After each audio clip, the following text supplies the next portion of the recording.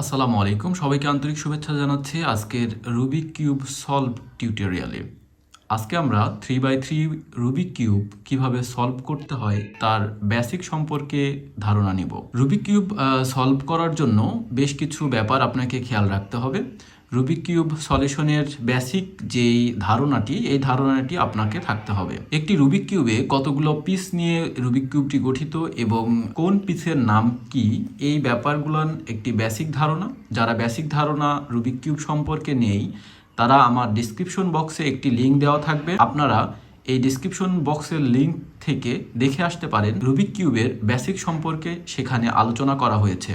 আজকের ভিডিওতে আমরা দেখব রুবিক কিউবের রোটেশন সম্পর্কে, কিভাবে রুবিক কিউবের কতগুলো রোটেশনের মাধ্যমে আপনি রুবিক কিউব সলভ করতে পারেন এবং রুবিক কিউবের কতগুলো সেকশন আমরা দেখতে পাই সে সম্পর্কে আজকে আমরা বিস্তারিত আলোচনা করব। তাহলে আজকের ভিডিওটির টপিক হচ্ছে রুবিক কিউবের রোটেশন সম্পর্কে। সাধারণত আমরা জানি রুবিক কিউব 3x3 অথবা যে কোনো রুবিক কিউব রোটেশন করা হয় ক্লকওয়াইজ।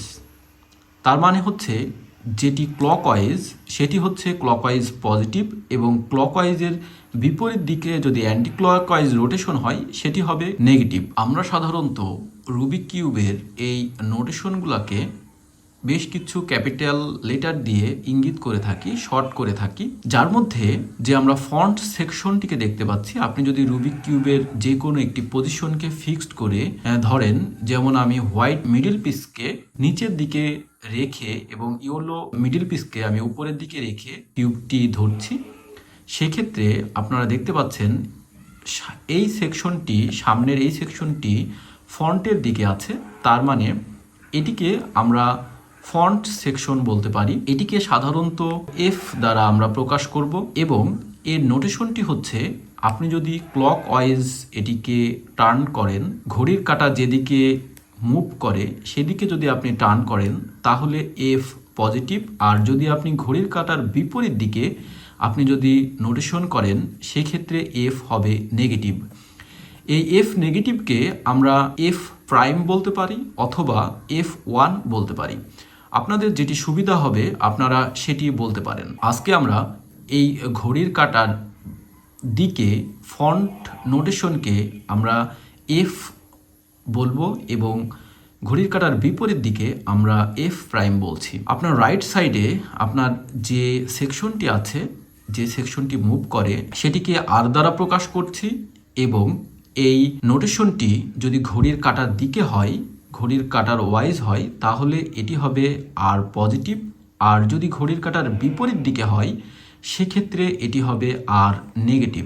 সেমভাবে লেফট দিকে যদি ঘড়ির কাঁটার দিকে হয় তাহলে এফ পজিটিভ হবে, আর যদি ঘড়ির কাঁটার বিপরীত দিকে হয় তাহলে এল নেগেটিভ হবে। এখন প্রশ্ন হলো, রাইট সাইডে ঘড়ির কাঁটার দিকে যেটি দেখছি সেটি পজিটিভ, অথচ লেফট সাইডে এটি নেগেটিভ হচ্ছে। আপনারা একটু খেয়াল করলে আপনারা দেখতে পাবেন, যদি আপনি কিউবটিকে লেফট সাইডের কিউবটিকে যদি আপনি এভাবে টার্ন করে ফ্রন্টের দিকে ধরেন তাহলে আপনার এটি হচ্ছে ঘড়ির কাঁটার দিকে পজিটিভ।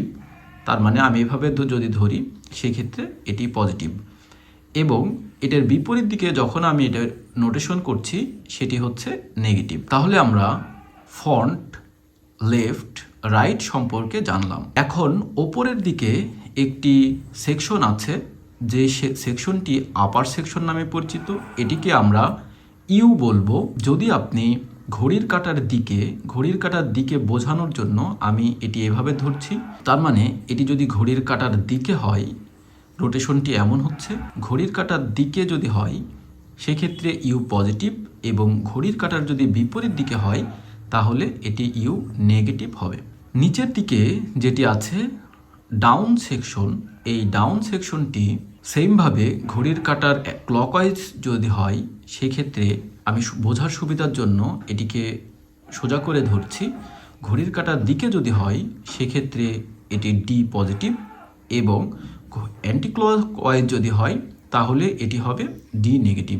এখন মাঝের একটি মিডিল লেয়ার থাকলো, মিডিল লেয়ারটি যদি ঘড়ির কাঁটার দিকে হয় সেক্ষেত্রে এম পজিটিভ, এবং ঘড়ির কাঁটার বিপরীত দিকে যদি আমরা নোটেশন করি সেক্ষেত্রে এম নেগেটিভ হবে। আমি এই পুরো নোটেশনটি একটি ইমেজ আকারে দিয়ে রাখছি।